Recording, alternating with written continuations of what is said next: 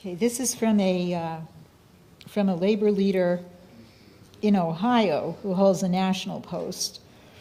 He says, Mr. LaRouche, as I know you know, there are currently 26 million of Americans who are out of work, and trillions of dollars in household wealth has seemingly disappeared. In the face of this, what is Congress doing?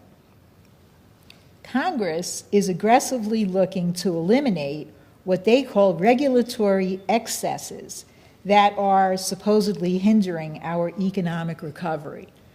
And I find it outrageous that they are doing this just a week or two after the Angelides Commission, which they appointed, issued a report concluding that the crash was caused by 30 years of deregulation. The fact is that what has happened in Wisconsin represents only the most dramatic side of a much broader strategy of absolving Wall Street and scapegoating public employees and unions with blame for the current crisis. Obviously, to anyone who bothers to look at this, it certainly was not these workers, nor was it the invisible hand of the free market that caused the crisis. It was the result of direct action and perhaps inaction by Wall Street and by the failure of Congress to keep them in check.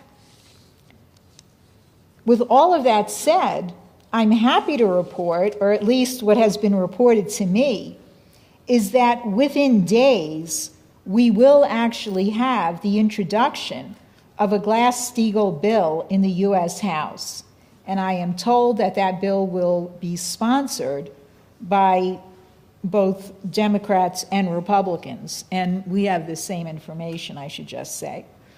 But what he goes on to say is we have been here in Ohio and really across the country heavily involved with you in insisting that Glass-Steagall had to be reintroduced. But it occurs to me that the people who are promoting this in Congress really have very little understanding of what is actually going on and what has to be done. And I raise this for a very specific reason. One of the things that was brought up to me early this morning was that it would be much easier to pass Glass-Steagall if we all could agree that the rules and regulations of Glass-Steagall would apply from this day, or whatever day the bill was signed into law, from that day forward. And that, in fact, whatever happened before would not be touched. Now, I could say a lot about why this would be an extremely inefficient approach, since the damage has already been done. But I think that this also underlies a critical problem that we face. When Glass-Steagall was first passed, as a result of the Pecora Commission, it was passed under conditions where we had leadership in Washington that was prepared to take on Wall Street and to take them on head on. The fact is that the current grouping in Washington, even those individuals who I'm grateful are introducing Glass-Steagall, are not prepared to do that. And I think that unless they are prepared to do that, not only will they not win the fight on Glass-Steagall, but they won't win any other fight. Wall Street has got to be challenged. It's the only solution that we have. I don't think that they understand this or are willing to do this, and I really would like your comments on it. Well, my comment is a harsh one. Don't make the mistake of assuming that the future of the United States is going to be determined by a democratic process of that so-called sort, legalistic sort. You have a mass strike movement which is now international. It's transatlantic, It embraces the entire Mediterranean region, and it's spreading.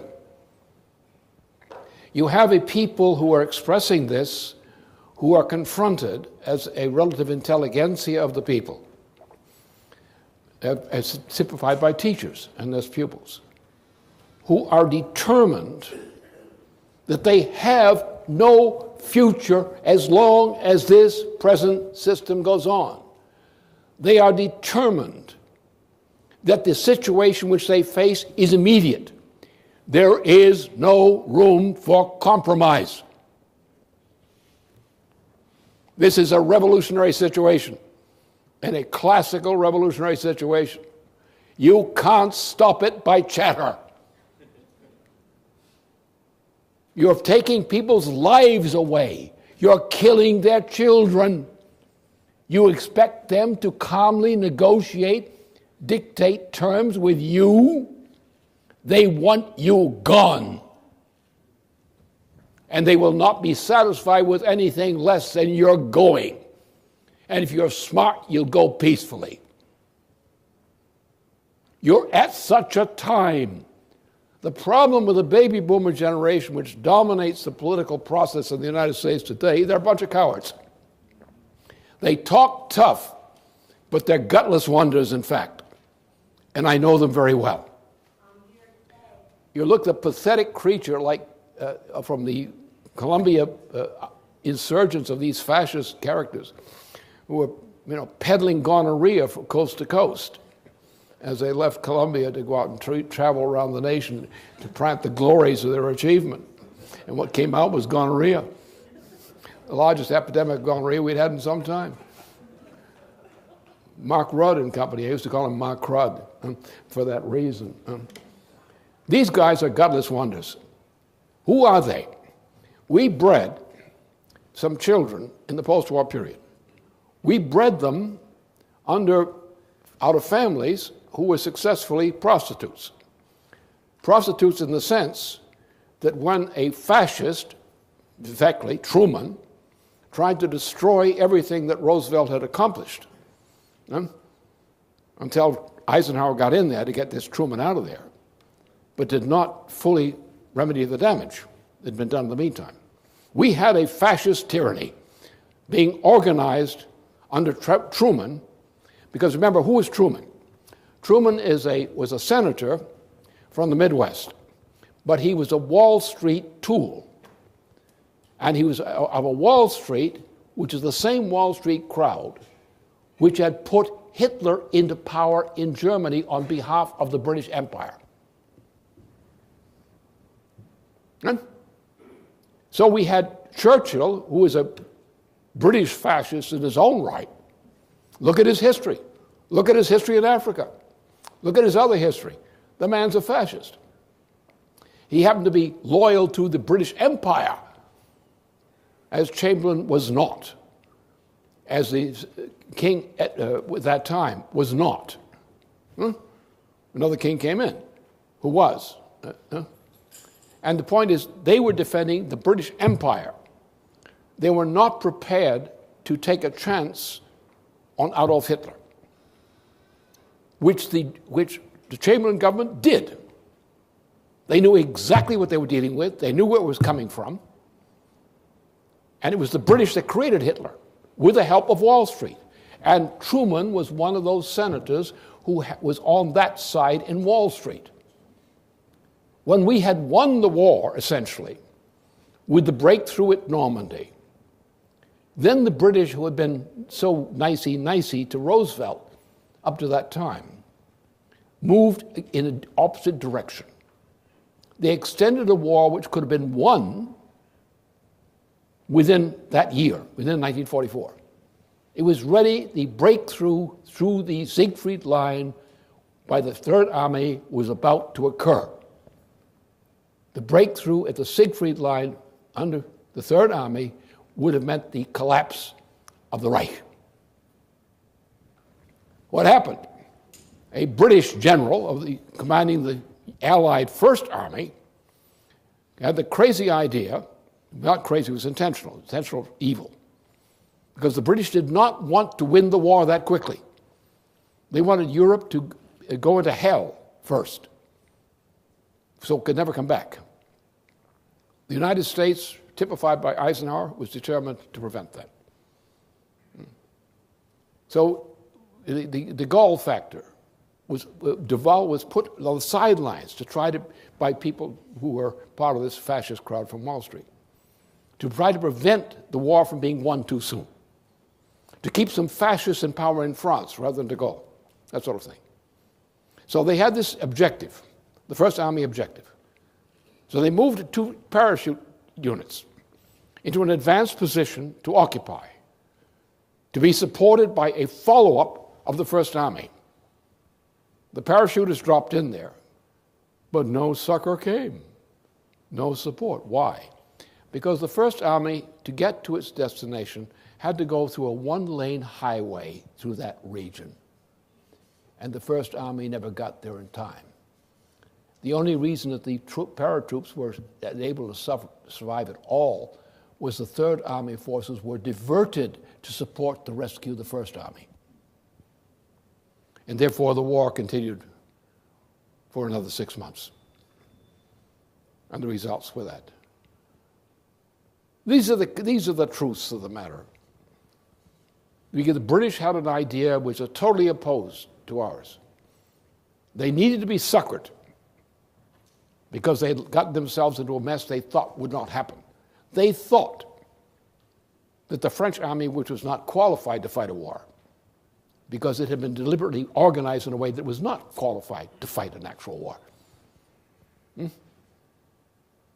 So they counted on their agreement, their influence on the Nazi regime, that the Nazis would send the German army to die to a large degree in the Soviet Union. And then they would come back and overrun Germany. That was the plan. Well, the Wehrmacht had generals who were not that stupid. And they had already prepared their thing, the onslaught. The onslaught was efficient. The French army, the Belgian army, the British forces crumbled as if they were nothing before a simple onslaught of that type, a well-prepared onslaught. And everything that the Allies did was stupid, but deliberately stupid. What they were out to do was destroy Europe, then turn around and destroy the United States. Then they found themselves in a fix. They dumped their prime minister, they brought in Churchill, and Churchill was determined to save the British Empire. So he went screaming to Franklin Roosevelt, "Help, help, help." And we could not declare war against the Nazis at that time because we had too many fascists in the Republican Party in the United States, of the Wall Street fascist types. And it's only when the Pearl Harbor attack occurred, which we knew was going to occur, but until it occurred, we could not declare war against Germany. We had to have the Japan attack on Pearl Harbor, which we wanted it, but we knew it was coming, and we did not have the means inside the U.S. political system to organize to deal with that problem. This thing was known since 1922-23, when the British had made an agreement with Japan for the Japan attack on Pearl Harbor in the early 1920s. And what Japan did in 1941 was nothing but what they prepared to do with British assistance since the 1920s. The problem was for the Japanese, which is why the Japanese troops and commanders waited before launching the attack on Pearl Harbor. They said this may be a loser because they no longer were allied with the British, because the British were so desperate in trying to save their own butt and their own empire that they sacrificed Japan. Japan then went ahead with a full-scale war, which was a very well-prepared attack, very well equipped, which we defeated. But then, what happened to MacArthur? What happened to Eisenhower? Eisenhower became president later. But in the meantime, Truman, who represented the Wall Street crowd, had done this. And this is the kinds of circumstances we're dealing with here. We're dealing with the British Empire, which may be weaker in many respects than it was then, as the British Empire in 1939. But we're weaker because we have been corrupted, just like the French were corrupted in 1939-40.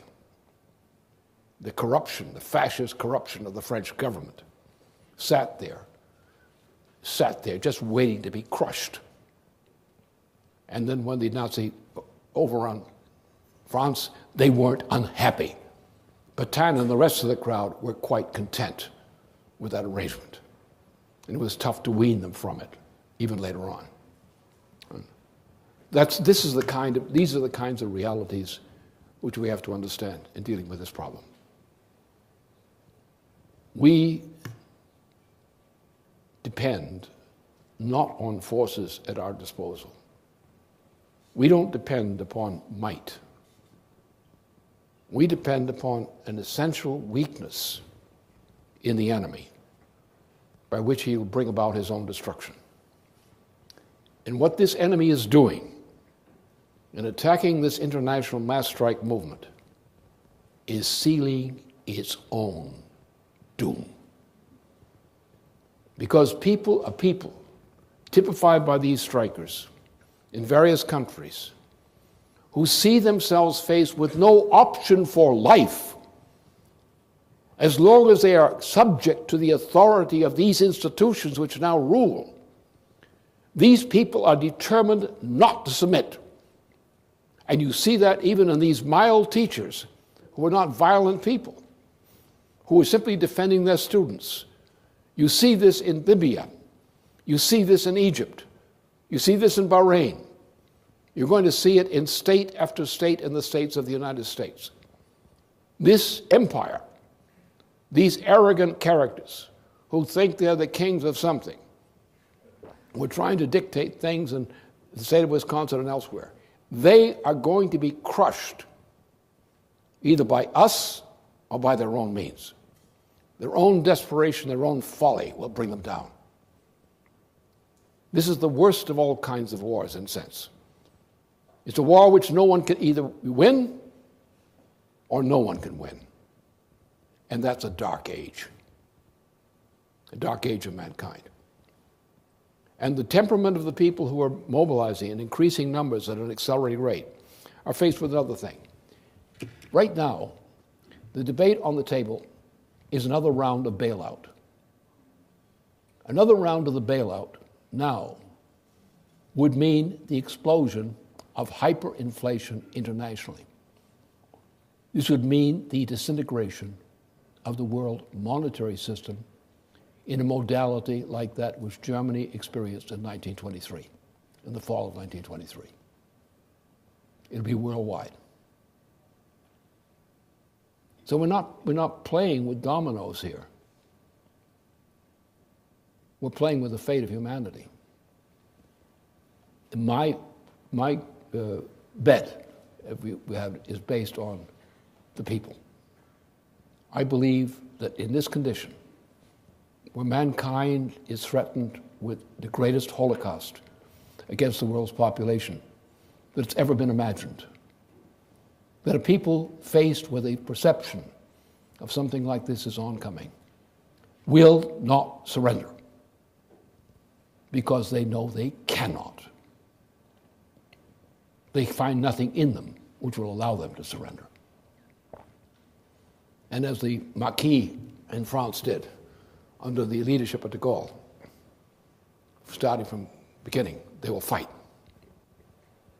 They'll fight. And I think we can win. But we have to understand what the war is, who the enemy is.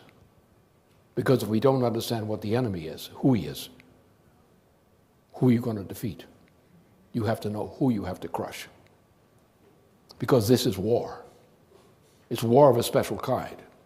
It's not war of just armies marching against each other.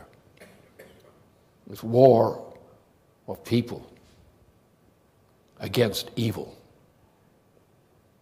And will the people find the courage? I think they will find it in desperation. in a combination of something good within them and desperation at the same time. They will fight because they cannot accept surrender. And I think they will win.